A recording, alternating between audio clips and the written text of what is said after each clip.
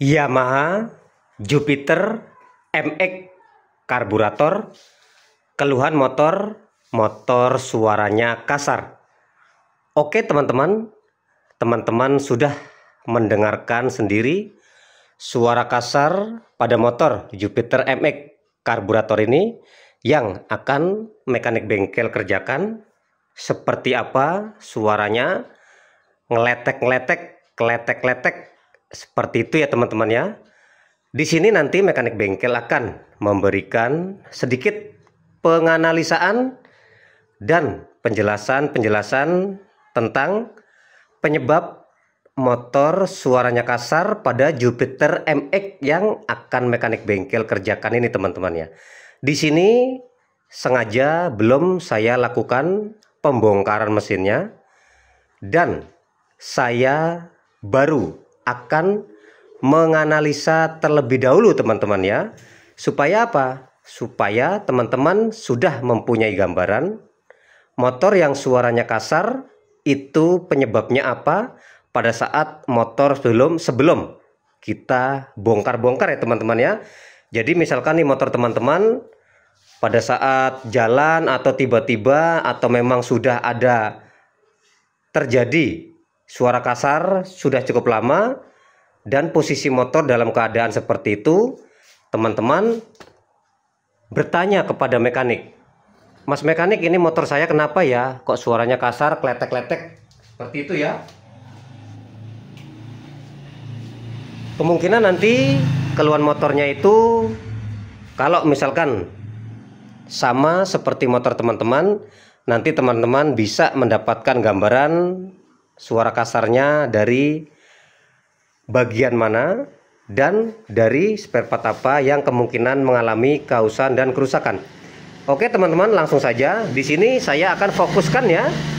Nah, sebenarnya motor yang ada masalah atau ada keluhan atau ada kerusakan motor itu suaranya kasar teman-teman, itu lebih baiknya dilakukan pengecekan terlebih dahulu, yang artinya si motor teman-teman itu harus berhadapan langsung sama si mekaniknya, supaya si mekanik itu nggak menebak-nebak, nggak mengira-ira suara kasarnya itu ditimbulkan dari bagian mesin mana dan dari spare part apa yang kemungkinan sudah mengalami keausan dan kerusakan. Nah, lebih bagusnya dicek dulu sama mekaniknya seperti ini teman-teman. Nah, saya sekarang ini kan masih dalam fase pengecekan dan motor belum saya bongkar mesinnya ya.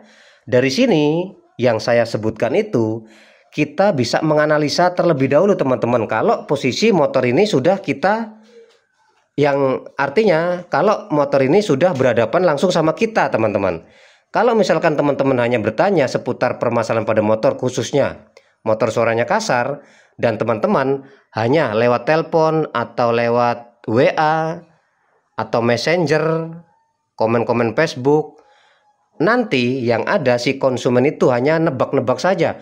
"Mas mekanik, motor saya suaranya kasar nih, kletek-kletek, ngeletek gitu ya, apanya yang rusak ya?" Nah, sedangkan mekanik walaupun sudah mempunyai gambaran suara kasar itu disebabkan dari apa dan pada bagian mana, tetapi itu hanya baru menganalisa juga, baru nebak-nebak, baru mengira-ngira.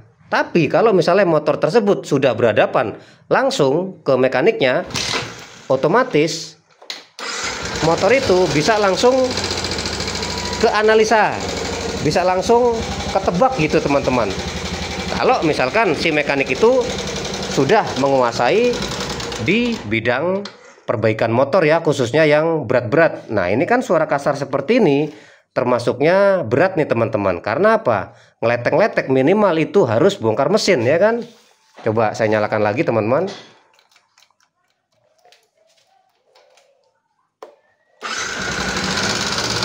Nah,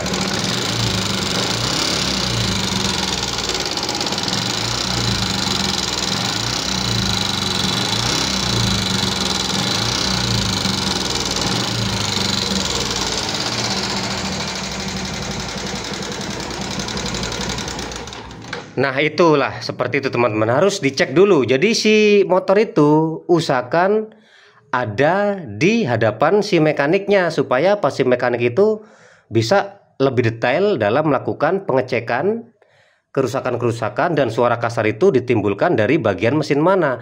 Karena pada motor itu terbagi menjadi 4 bagian mesin teman-teman. Bisa dari bagian mesin atas, ini kan Jupiter MX, posisi mesinnya ke atas ya. Jadi motor itu terbagi menjadi 4 bagian mesin teman-teman. Bagian mesin atas ya, karena di posisi ke atas, lalu bagian mesin kiri, lalu bagian mesin kanan, dan bagian mesin tengah. Nah, dari keempat bagian mesin itu masing-masing bisa saja terjadi suaranya kasar, dan dari masing-masing keempat bagian itu kalau ada suara kasar juga khas teman-teman, suaranya berbeda-beda. Misalkan suara kasar pada bagian mesin kiri itu seperti apa, suara kasar pada bagian mesin kanan itu seperti apa, dan suara kasar pada bagian mesin depan itu atas seperti apa. Nah gitu teman-teman, supaya apa? Nggak salah-salah tebak. Kalau sudah seperti ini, otomatis si mekaniknya akan lebih mudah ya dalam melakukan pengecekan suara kasarnya, menganalisa ya. Nah dari masalah yang ada pada motor Jupiter MX ini, yang saya analisa kemungkinan masih ada masalah suara kasar di bagian mesin atas ini teman-teman. Masih lingkup di bagian blockhead ya. Di bagian blockhead itu kan banyak spare part tuh, ada noken as, rocker arm atau pelatuk klep, dan lahar-lahar. Nah tapi pada suara gelitik, klitik pada motor ini, mekanik bengkel masih menganalisa di seputaran mesin atas. Nah bisa saja juga rantai ketengnya, tapi nanti dicek dulu teman-teman, akan lebih aktual lagi ya. Kalau di bagian mesin kiri dia enggak sih sepertinya, di bagian mesin kanan juga enggak, apalagi di bagian mesin tengah juga sepertinya enggak. Jadi analisa dari saya, kemungkinan ini masih berhubungan sama bagian mesin atas ya, di head ya.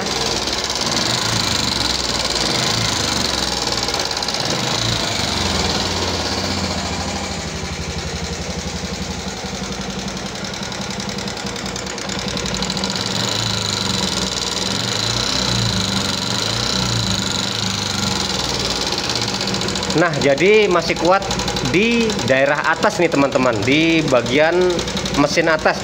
Kalau ini kan namanya block share, ini blockheadnya.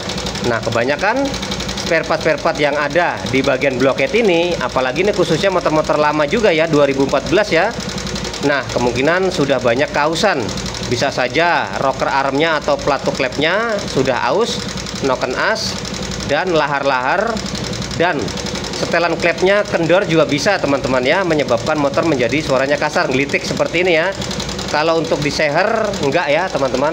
Kalau seher kan namanya ruang bakar, tapi enggak memicu juga seher enggak bunyi kasar ya. Kalau misalnya seher baret-baret dan baretnya berlebih, bisa saja menyebabkan motor menjadi suaranya kasar ya. Di seher juga ada ya. Tapi kalau dari mesin kiri dan mesin kanan enggak.